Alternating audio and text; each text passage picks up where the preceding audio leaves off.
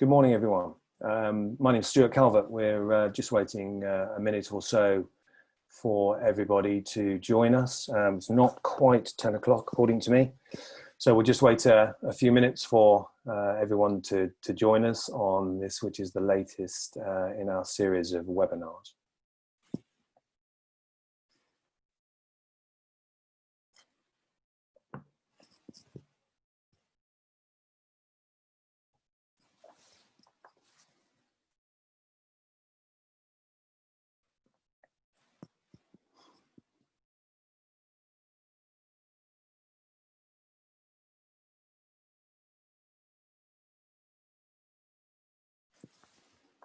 Just give another 30 seconds or so for the rest of the people to join us. Excuse me.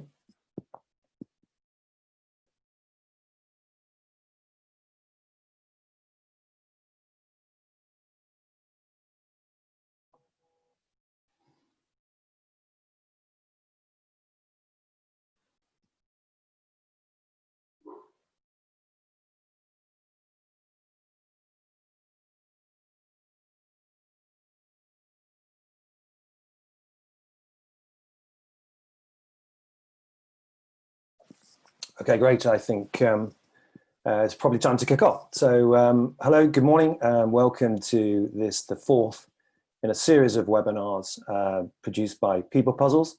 We're specialist part-time HR directors supporting SMEs and mid-tier businesses. I say my name is Stuart Calvert. I'm part of the team based in the Thames Valley and the west of England. And I'm joined this morning by my People Director colleagues Shanae Francis Miles and Rachel Holmes, who work in the Midlands and the Thames Valley teams respectively. So what are People Puzzles about? You may be aware that we're a team of approximately 60 board level directors, and we work across the UK with approximately 200 businesses in any one month, typically in the SME or mid-tier sector, in the range of 3-5 to 50 million turnover, but we do have clients at either side of those parameters, and we support those businesses on a long-term strategic basis, delivering transformational people plans. So what's today's webinar about? Yes, it's the F word again, the furlough word, something that has been on many people's dialogue and their lips for some months now, whereas 3 months ago, nobody had heard about it. With the continuing generosity of the coronavirus job retention scheme and its latest iteration and evolution to come out on the 1st of July, we thought it was an appropriate time to talk to you about what impact potentially part-time or the introduction of part-time furlough can have on you as business owners and of course on your employees. We are live, as I mentioned earlier on, and as I'm joined by Shanae and Rachel. You don't have to frantically scribble down what we've got on the slides. We will provide those to you at the end of the seminar, and we'll look forward to hooking up with you post the webcast later on. So let's get started. Shanae, I'll hand over to you. Thank you. Good morning, everyone. I'm going to start off by giving you a brief overview of the changes to the coronavirus job retention scheme. Stuart, if you could move to the next slide, please. As I'm sure you're aware, there have been a lot of changes ongoing in terms of furlough, and it's not the easiest thing to necessarily understand. So what I'm going to do is take you through, first of all, the timeline and what the key dates are, and then talk to you about how the actual grant is going to be tapered. So the first thing to note is a date that's actually already passed, which was yesterday. So yesterday was the last day for all employers to add new members of staff into the furlough scheme. And the reason for that is you need that 3-week qualifying period by the 30th of June to be able to include them in the grant. So we've passed that date, which means if you haven't done that, you won't be able to add new employees. The next key day is the 30th of June. And if you recall, when the furlough scheme was first introduced, it was supposed to end in May, and then it was extended to June. It has now been further extended through to October. So if you have staff that are currently on furlough and you wish to extend beyond June, you need to discuss that with your staff members and ensure that you have a written signed agreement that they agree to the extension. Now, the key date in terms of part-time furlough is the 1st of July. And this is the date where you can start to be flexible in terms of how and when you have staff coming back. Again, the main point to note here is you'll be able to bring people back as and when you need them. When they're working for you, you have to pay them their normal salary at 100%. But for the days that you don't need them to work, you can continue to claim through the retention scheme. So you need to start planning. If you could move on, Stuart, please. Thank you. So now let's look at the government grant. So if you think 1st of July is your opportunity to start using your staff who are currently furloughed in a flexible way, the next key date is the 1st of August. Now, whilst the scheme in terms of payments will remain at 80% of staff wages up to a cap of 2,500, you will need to start paying your employer's national insurance contributions and pension contributions, irrespective of whether your staff return to work on a flexible part-time basis or not.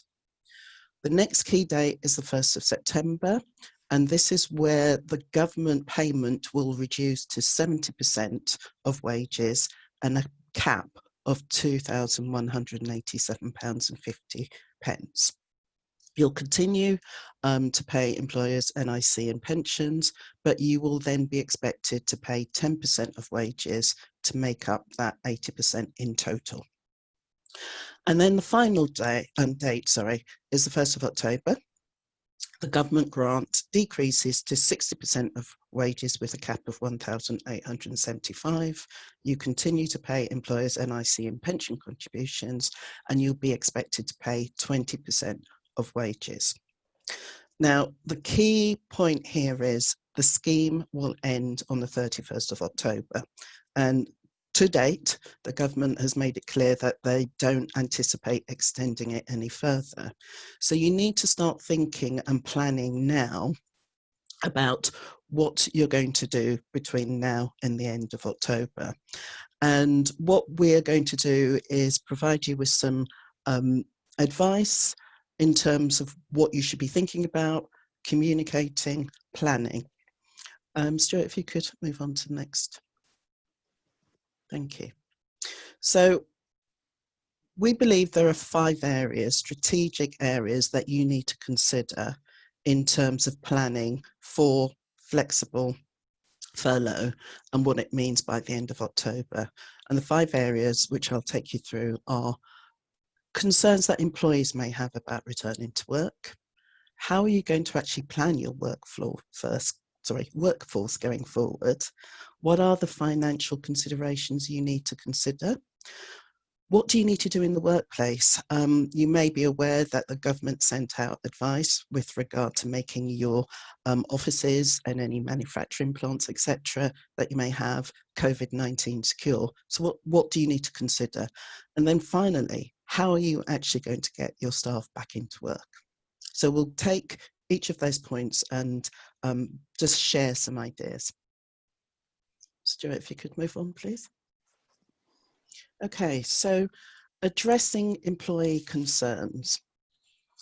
There was a survey that was conducted in the middle of May with Engage and YouGov, and the survey really sought to get people's views about returning to work and what were their concerns. And 55% of the survey respondents were quite concerned about just returning to work and what that would mean. And just to give you some very quick statistics, 51% of employees were concerned about how social distancing measures would be put in place. 37% were concerned about using communal washroom areas, kitchen areas, etc.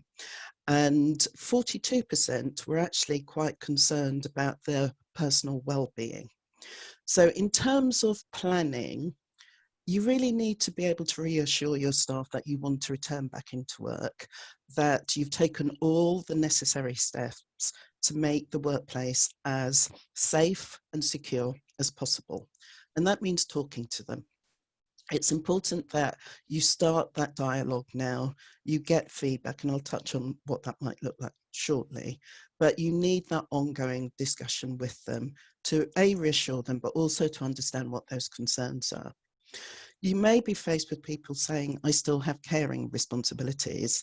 And we now know that it is unlikely that many schools will be able to reopen before September. So that may actually cause problems, because you may have identified a member of staff or a number of staff that you want to come back from furlough, but because the schools are not open and they don't have alternative childcare arrangements, that's not possible. So again, it's talking to them about what is possible, what's not possible, and deciding whether those people are actually able to come back at some point. How and when will I have to return to work? Again, that takes some planning, and I'll touch on what that means, but it's really thinking about, where's my business now? Where will it be in a month or 2 months' time? And where will it be by the end of the year?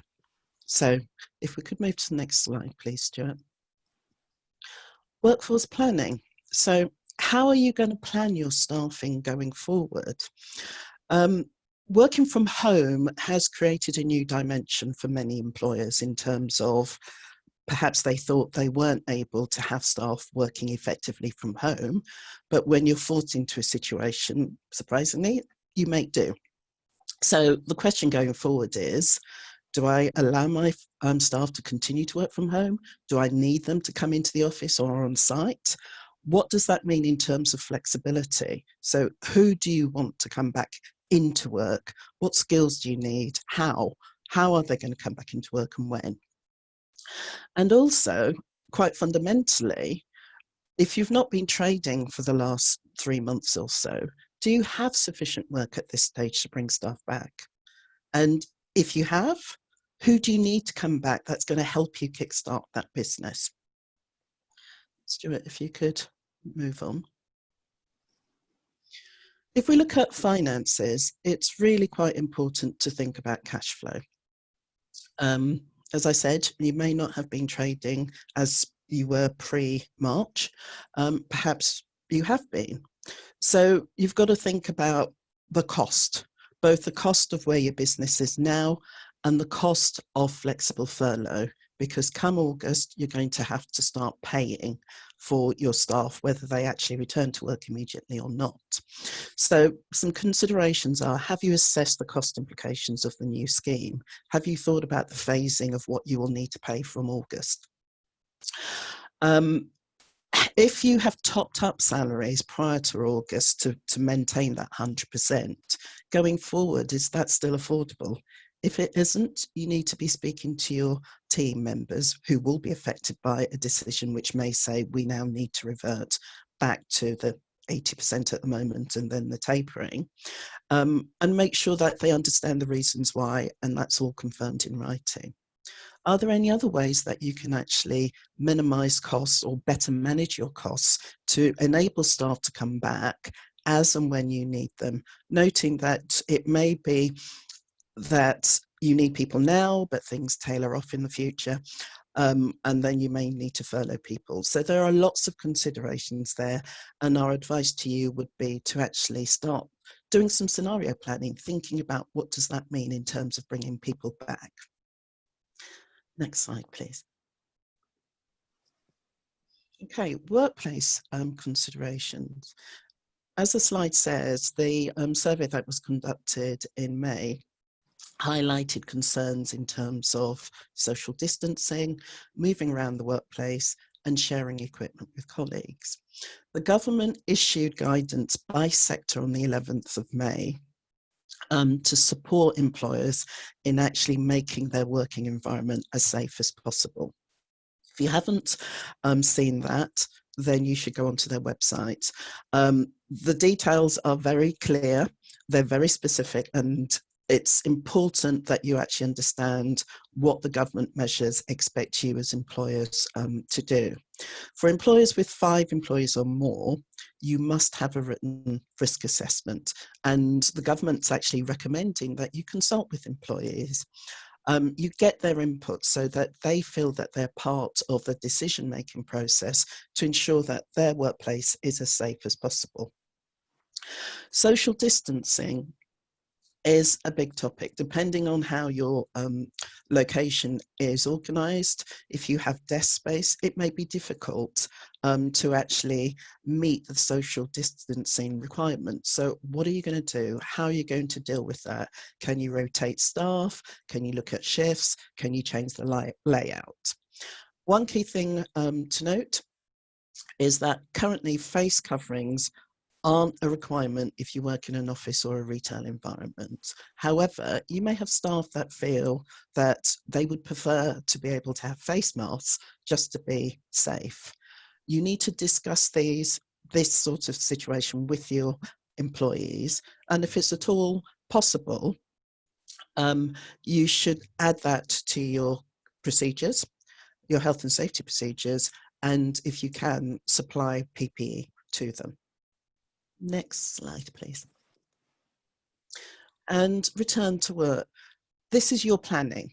You'll need to consider, how are you actually going to bring your staff back on a part-time basis? So as I said before, you need to look at the business. Where are we now? What skills do you need to help kickstart your business? Once you've identified who you might want to come back, how are you actually going to reinduct them into the workforce? They may not have had much contact with you for the last 3 months. So how are you going to welcome them back so they feel, okay, it's okay, I really am comfortable coming back to work? So you need to plan, you need to have regular communication. And what if someone refuses to return to work? I'm not going to touch on this in too much detail because Rachel will cover this shortly, but you again need to have that ongoing dialogue. It's really important that with everything that I'm saying, that you speak to your staff, both those that might have continued to work throughout this period and or staff that have been furloughed that you may want to come back over a phased period of time. I'm now going to hand over to Rachel. Thanks, Sinead. Hello, everybody. I'd just like to reiterate some of Sinead's comments and also talk about addressing some of these employee concerns. Next slide, please. So, communication. As Sinead mentioned, communication is key in this process. It's a big change process, and we need to ensure that we're talking to our employees regularly. So there are various options you can do. So depending on the size of the business, you may want to have one-to-ones with your team, or potentially you could survey them and asking them questions like, what are their concerns on returning to the workplace? How have they felt during the furlough? How have they been working from home? And also any ideas and suggestions and thoughts they may have about returning to work.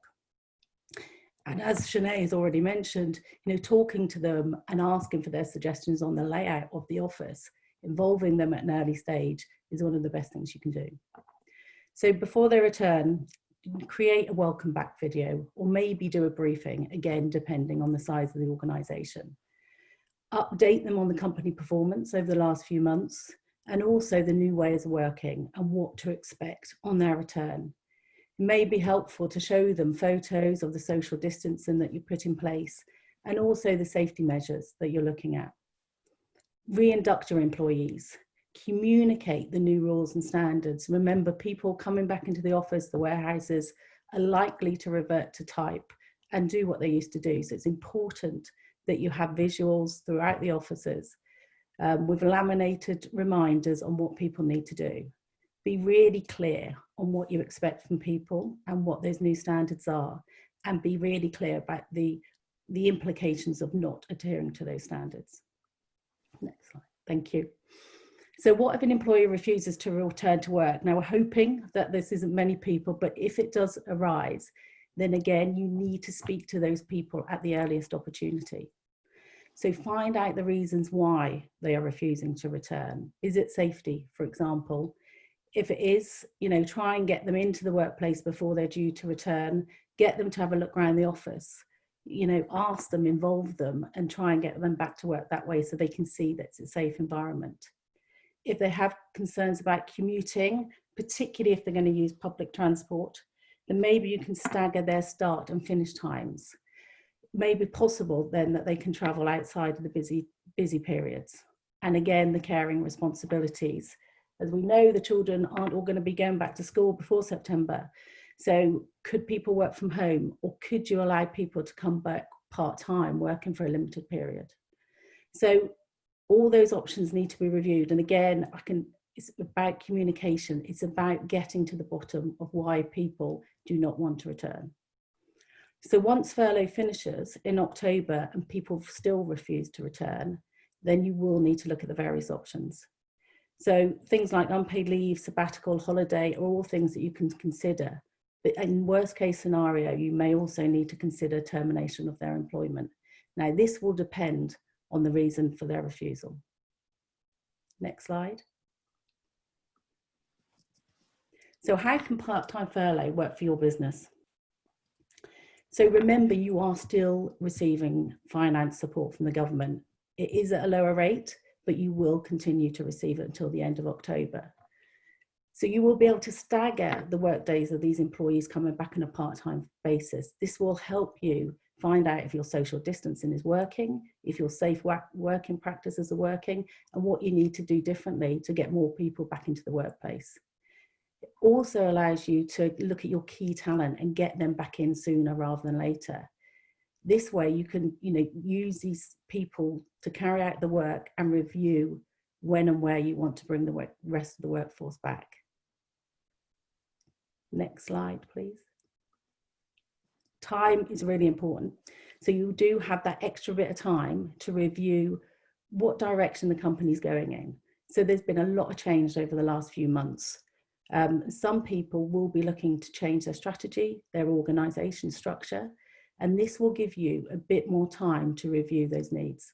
And then you can match your resources to requirements of that business without everybody returning at the same time. And also flexibility. This part-time furlough is a lot more flexible than the previous one.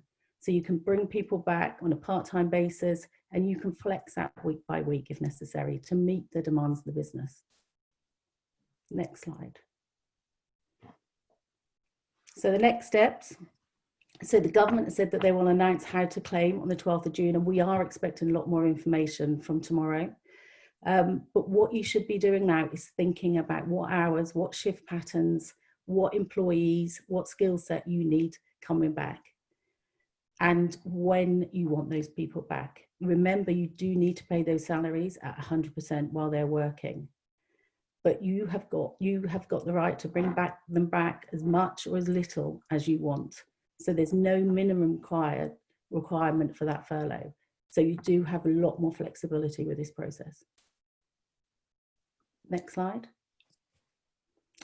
So this continued government support, it really gives you the opportunity to ensure you've got the right people bringing back at the right time. And at the same time, you can review your organisation structure, your strategy, and your direction of the company. So really, really do try to take the time to make sure you're bringing the right people back at the right time and take into consideration these points that we've made here today. Thank you. Great, Sinead and Rachel, thanks very much. Some really useful info there, which I'm sure people tuning in will find very beneficial. We've had dozens of questions that have come in on this subject over the past 24, 48 hours.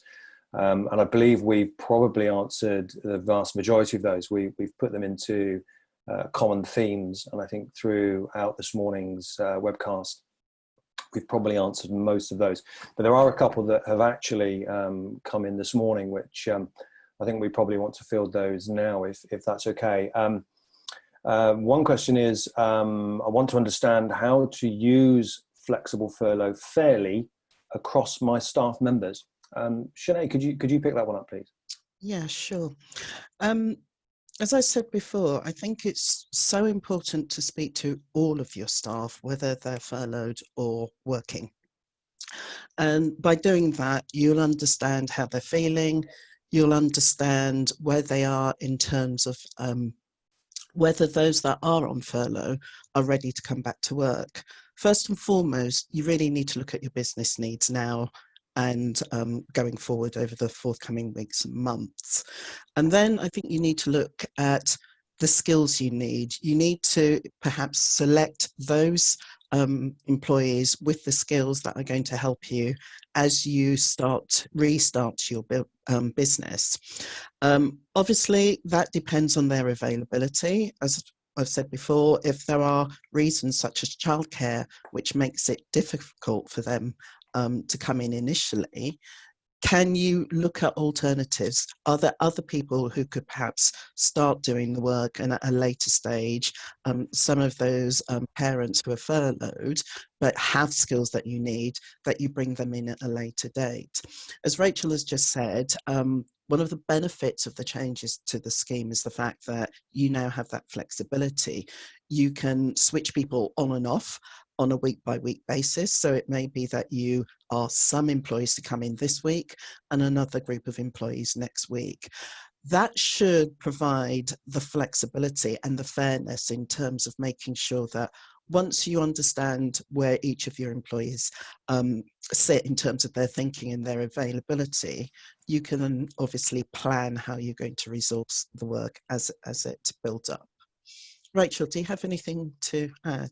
Just to reiterate that don't try and plan without talking to your employees, because you could be planning something that's not going to work. So really make sure that you do talk to your employees in advance and find out how their concerns, how they feel about returning, if they can return, if they've got any issues, and then work the plan around that, because it's really important to get that right.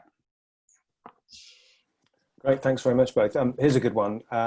Someone's asked, I'm not sure whether to look at part-time furlough or actually making a person redundant, which is probably on quite a few people's minds at the moment.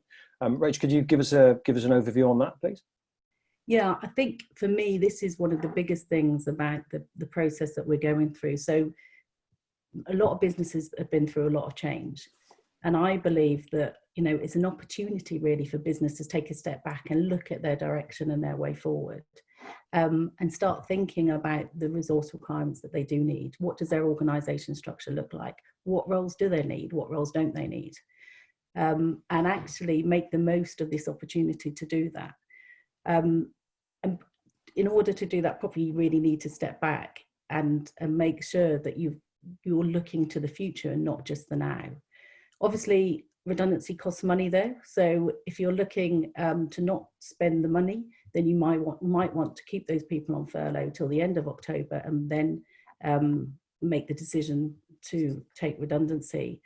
But really, the key is to know what your organisation should be looking like going forward, rather than just this moment in time. Sinead, any more comments? Yeah, the one thing just briefly in terms of redundancy, and it's a consideration in terms of finances, if you unfortunately get to a point that you have the flexibility of furlough, but there may be some people that you may need to consider putting at risk of redundancy, the redundancy process, this normal standard redundancy process will apply. So those rules have not changed because of flexible furlough. So it's important that if in your planning, that's something you need to consider, that you consider the costs in terms of 100% notice pay, 100% in terms of any accrued untaken holiday, because those need to be considered as well. Yeah, that's a really good point. Thanks for sharing that knowledge, Sinead. Really useful. I'm conscious that we're very nearly out of time, so we're unable to take any further questions now. But you can certainly continue to make contact with us if you wish to.